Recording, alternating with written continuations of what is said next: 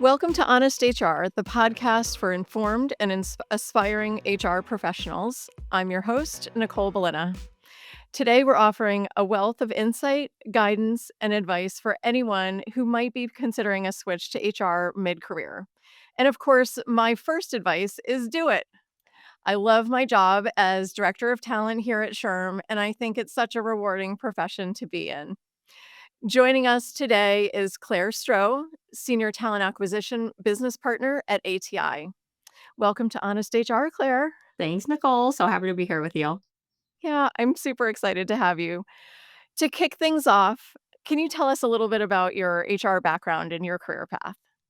Yes, absolutely. So I started my HR career in 2012. So it's been a little over 12 years now. And I started my career as a HR intern. So that's kind of the first thing I talk to my emerging HR pros and students about is say your career started when your internship started. That is like relevant work experience. So I say my career started in 2012 because that's when I started my HR internship. So I've been in HR ever since. But I went to school for business and it was after sophomore year. I was still trying to decide what I wanted to do. And my part time job at the time was working for my local animal shelter and animal adoptions. And I was interviewing the general public about their home life and their current situation. Do they have kids? Do they own or rent? All these things. And I learned that I love interviewing people. So when I was talking to my career advisor, she was like, "Have you checked out HR and recruiting? That might be a good field for you." And then I got my first internship. And the rest is history. So, over the past 12 years, I've been in a variety of HR and talent acquisition roles. I love it. And certainly, you've been busy, not just in your day to day career, but something that I love about you, Claire, is that, and it almost feels like your other full time job is you're constantly giving back to the HR profession. Yes, thank you. I love my involvement with SHRM, my local chapter, of course, and helping our local, college students too. Like you said, just do it, dive in. We want to welcome you to the HR profession, so we are here to help. I love it. So, little fun fact to kick us off. In 2023, 36% of clicks on HR job postings on Indeed came from non HR practitioners. So, for those thinking about pivoting their career to human resources, what are the signs that would tell them that HR might be a good fit? Yeah, I love this question. I actually just spoke at a local SHRM chapter event about it was a day in the life of talent acquisition, but we talked about skills and strengths that you might have that could indicate if you would be good for that type of position. And the things I really talked about the most were influence, communication, creativity, resilience, and inclusivity. Those were my five favorites. So if you have those skills or an interest in gaining those skills, I think that's a sign that HR could be a good fit for you. I actually am a career changer myself. I don't know if you knew that, Claire, but I started my career in retail operations, and it was some of those things that made me interested in HR. Resilience was kind of top of the list for sure. In addition to being a really good listener, and having that desire to help and serve others as well. Additionally, just having a good business mindset, right? Like connecting how my actions impacted the day-to-day business results, driving sales, and of course, developing talent. So, human resources is a well-rounded discipline with many different facets. Would you recommend professionals initially look for more of a generalist role in HR, or should they pursue a specialty more closely related to their previous experience? I love this question because you'll get a different answer from a variety of HR professionals. So for me personally, I had my first internship in recruiting and I loved it. But my first job upon graduation was an HR assistant role. And I'm really glad I took that role because it was very compliance and administration focused. And I think that's still a core pillar of really good HR pros. Of course, you develop more of those like creativity, consultation, strategic skills, but I think it's better to start in that type of role. Again, just from my personal experience, I had to learn the ins and outs of all of our policies, our employee handbook, our company like mission, vision, values, and having that basis really helped me then understand how HR can serve the business and then what is like our current state with those policies and handbooks and things like that before I actually did a lot of HR tasks and things like that. So, I do think the general experience will serve you well to start. And then if you find somewhere that you want to specialize into, then go into that. So I did start in more kind of HR role, decided to go into recruiting. And then since then, I served in various HR generalist recruiting in house roles and then agency recruitment roles as well. So being able to see things from all sides has also helped me be a better HR and talent acquisition pro. So I think getting some of that generalized experience is good because then when you go into, if you love benefits or love training or love talent acquisition, how in that center of excellence, center of expertise type role, you're going to be interacting with your other HR peers and departments because you've been in their shoes, perhaps, or kind of know what that relationship is like. So I'd say start general first and then decide if you want to specialize from there.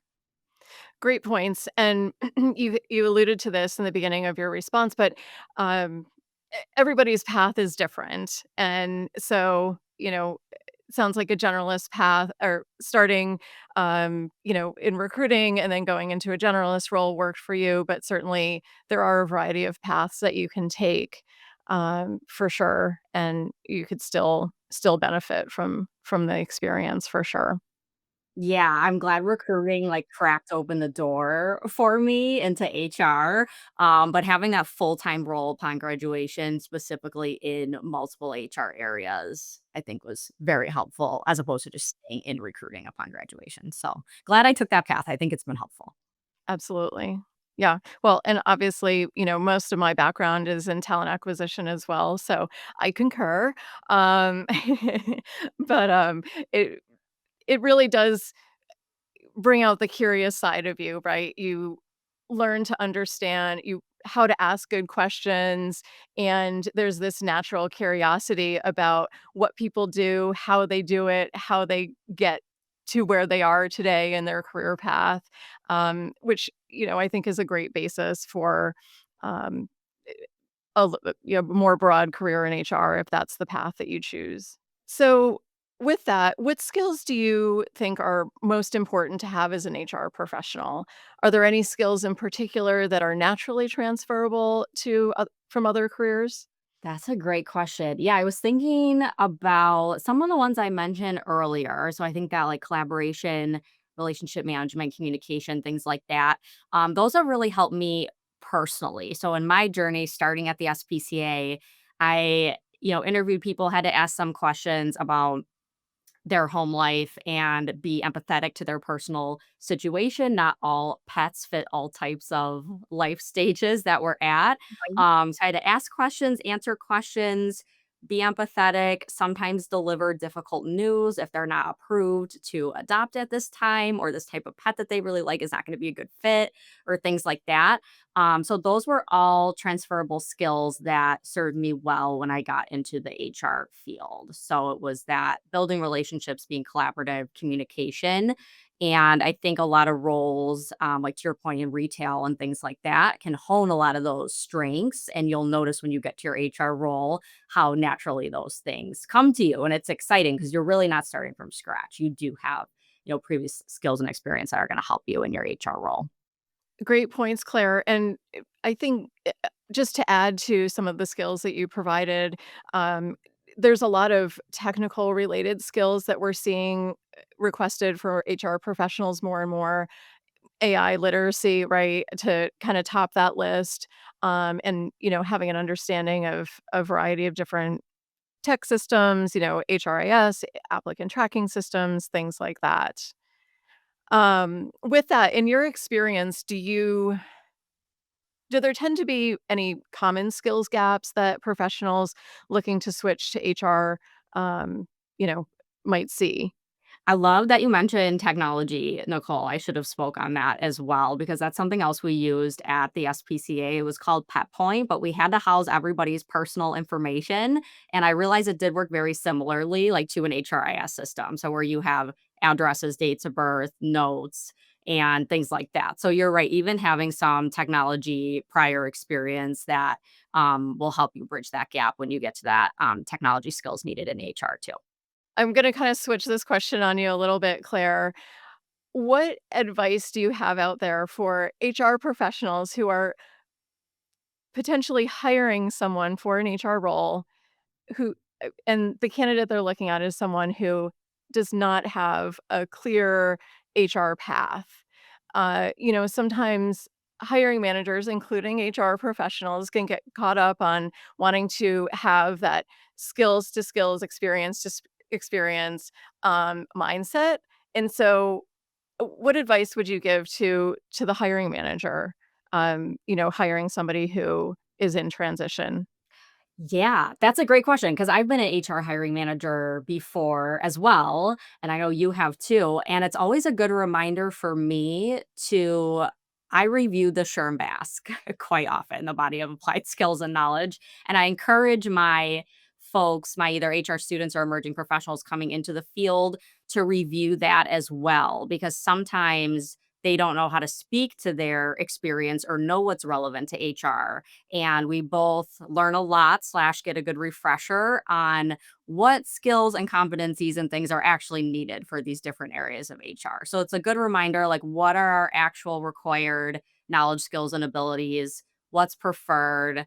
What are, different ways we can evaluate for that skill versus just looking at that resume bullet or that experience? Can we tailor some good interview questions, to uncover if someone has that knowledge or skills? So I think the SHRM Basque is a great place to start. And it's a good reminder for me as a hiring manager to remember what those competencies and transferable skills are and make sure I'm evaluating those and not just asking like technical HR questions, which that person might not have yet. Yeah, that's great advice. And so, do you tend to see any common skills gaps in professionals looking to switch to HR? Yes, and you kind of touched on it earlier with the business skills, which I thought was interesting. So, I would agree. I think it's understanding business is one of the gaps that I'm seeing. So, folks switching into HR are very focused on getting their technical HR knowledge, which is important and they should do that for sure.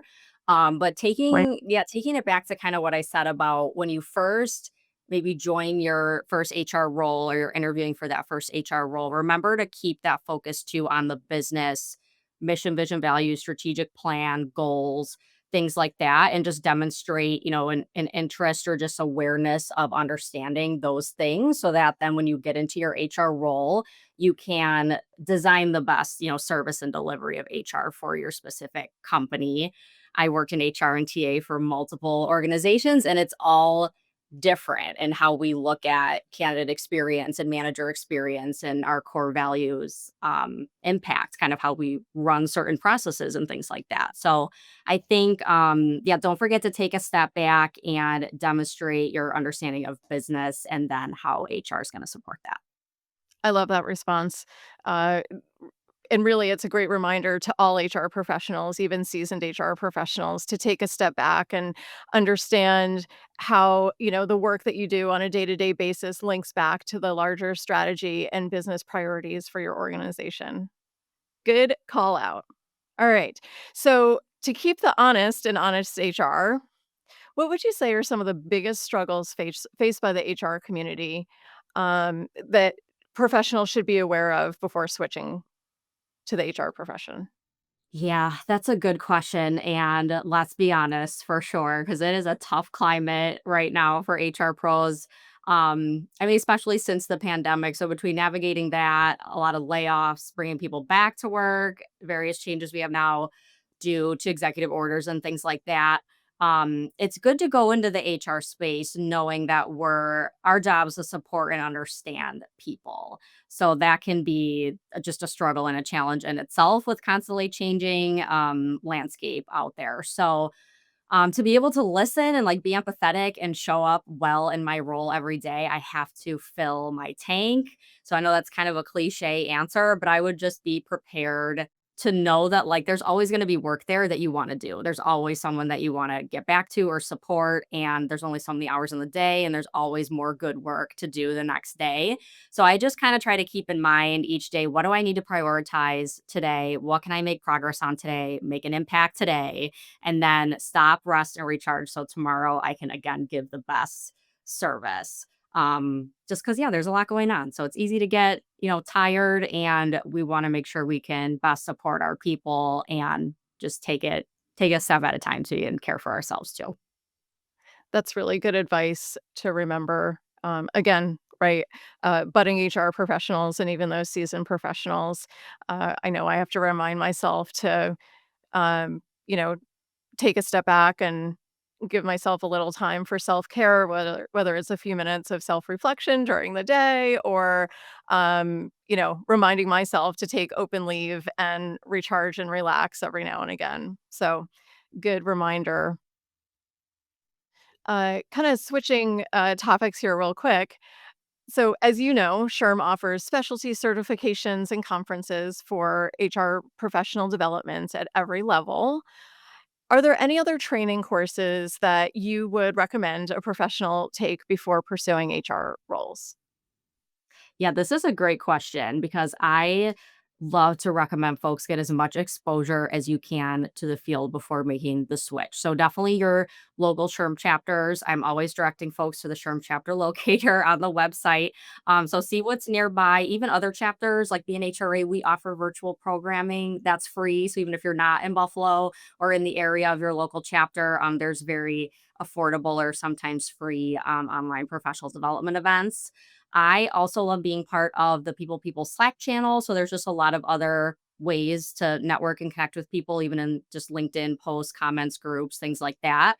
So I personally do love conferences and events and certifications. I love to learn. But I encourage people to keep in mind we obviously want to learn a lot and keep a focus on professional development, but don't forget all the great people that you meet throughout those experiences because sometimes they leverage even more good insight or advice or inspiration, to you than just the conference or certification itself. So the other thing I wanna plug for too is the SHRM Foundation Mentoring Program. So I think it's such a great benefit for SHRM members. I love being a mentor in the program. And for someone looking to switch into HR or for an HR student, having that mentor for the 3 months and then just the group coaching calls as well is such a valuable experience. You will make 100 new friends that are all motivated to make the HR profession better, help people. So just being in that really inspiring and uplifting community is very helpful too, because that journey and that switch to get into the field can be a challenge in itself, just gaining that technical knowledge and navigating those types of things. So having the good community around you too that comes with those events and learnings is also really, really great. That's a great point, Claire, and I would say I attribute my success or, in part, my success on the community that I've surrounded myself with, people like you, that I've met at conferences and through local chapters, and, so it's not always that technical knowledge that you're learning or that formal education, it's the people that you surround yourself with who can give you real world advice. They've kind of been through it. They may have been through your journey or a similar one, or maybe something completely different. And then, you can never discount the power of networking, right? Many people say your network is your net worth. And, being able to introduce you to even more wonderful people, whether it's for, a job opportunity or, I think it's also important to remember that networking uh, is it's a long journey. It's not a sprint, but rather, a marathon, and, you should take the time to build a really nice, robust network. So very, very good points. I also kinda wanted to add, beyond HR training, building your HR knowledge, there's, I think, other relevant, skills, maybe like project management, that could be something that could be helpful to a budding HR professional. Again, we talked about the AI literacy, right? Honing your skills there could certainly translate to HR. And you've mentioned earlier in our discussion the value of having really great business acumen and understanding just how an organization runs, understanding HR's connection to the mission, vision, values. Um, so, wanted to just add to that as well. So, how can professionals looking to get into HR tailor their previous experience on their resume and cover letters to best position themselves for an HR role? I, of course, love this question and geek out over it being in recruiting, right? We love to help Mhm. people with this. Because yeah, great resume and cover letter is that first step to get you through the door. So it can either read like a task list or it can showcase your impact results and transferable skills and help you nail that first interview. So love that we really got to focus on good tailored materials. That's always a good place to start. So I was actually talking to someone the other day who's in the transportation industry and wants to get into HR. And we talked about how the first few bullets on his resume read driving the bus, maintenance, cleaning, things like that. And I'm like, those are important tasks that you do, and they might still be good to have in there and showcase. We, of course, want to add a little bit more impacted results. So it reads that you understand how those tasks tie to the bigger, department or organization goals. So we'll keep those, freshen them up a little bit. But I recommended putting a few other bullets ahead of those that focus on those transferable skills to HR. So in his case, training teammates and new hires, de escalating stressful situations, um, with customers and yeah, having to be organized, keep good documentation and records and using technology and things like that that we talked about. So we really again kind of looked at the SHRM Basque, went through his transferable skills. And yeah, sometimes people don't realize the skills that they have, which is natural. You're going into a whole new field that you might only know certain things about, like employee relations or benefits administration or things like that. And it's easy to overlook or just, yeah, forget to really reflect on your day to day and look past driving the bus and doing the maintenance. But what are those skills you're using to do those things? What are some other situations you've encountered and handled, which show that you have those skills that you're going to need in HR? So yeah, for him, customer service, empathy, de-escalating those tense situations. So we made sure to just make sure those things are focused on in those first few bullets because we're trying to catch the reader's attention with our resume. So if that's an HR hiring manager, we want to try to be speaking that language right at the top. That's great. I think making it easy for them to pick out those key skills is critical. So, with that, what are 2 to 3 pieces of advice you'd give a brand new HR professional who's just transitioned from another career path? Yeah, and I just talked to my mentee about this in the SHRM Foundation program the other day. So I love this question. And we really focused on the best advice that I gave her, and it really resonated with her, was to focus on what you can control versus what you can't control. So you are not going to be able to control that you have no formal HR experience or you have 1 year of HR experience. Like that is what it is. It's where you are in your journey. But you can control, if you're proactive, if you ask thoughtful questions, if you're networking, like you mentioned, things like that. So keeping a focus on that professional development and networking is something we can control, and it gives us more context to use in those situations where we're feeling that imposter syndrome or that imposter complex. And I've used this a lot as a young and emerging professional when I've been asked a question on the job or in an interview.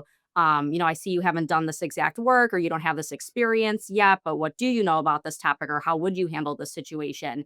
And having always kept a focus on professional development and networking always gave me something to say. So I wasn't just like, yeah, you're right. I don't know. Or I haven't done that yet, or whatever. I was able to say, you're right. I haven't done that on the job, but I talked to someone in my network about it. And here's what I do know. How do we do it in this organization? Am I on the right track?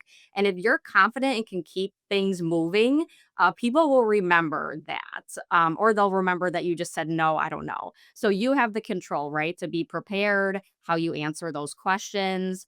Um, So yeah, that was kind of a bunch of things all wrapped up. But I would say keep a focus on professional development and networking. It will help you advance, combat that imposter syndrome, and then focus on what you can control and not control. If you spend too much energy spinning out and worrying about not being where you want to be at in your career yet, or things like that, it's just taking valuable time away from just the good skills and things that you do have that you can capitalize on and use now. So, you've given a lot of advice today, a lot of great advice. Is there anything else about switching to HR mid-career you'd like to share that we haven't already discussed? I think just double down on that finding community. That's just the last one I really wanted to share. So even with that professional development piece, yeah, we want to be focused on gaining that HR skills and knowledge, but remember those extra good, yeah, uplifting positive conversations are really going to help you. Yeah, there's nothing like your community, right, to get you through those challenging times, get you through that transition. It's always good to have people cheering for you, even when you don't believe in yourself, and know that you can do it. I think that's going to do it for this week's episode of Honest HR. A big thank you to you, Claire, for sharing your insights with us. Thank you so much. Honest HR is part of SHRM's HR Daily flagship content series, and you can head to shrm.org/HR Daily to learn more and sign up for our newsletter. You can also catch us on SHRM's social media. Be sure to like, comment, and be part of the conversation. Thank you for joining us, and we'll see you next time.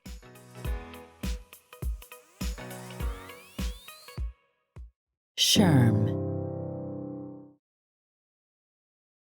This podcast is approved to provide zero point 0.5 professional development credits, or PDCs, towards SHRM CP and SHRM SCP recertification. Enter the following PDC activity ID into your SHRM activity portal to claim your credit. 26-FATGQ. Again, the PDC activity ID is 26-FATGQ. Please note that this code expires May 1st, 2026.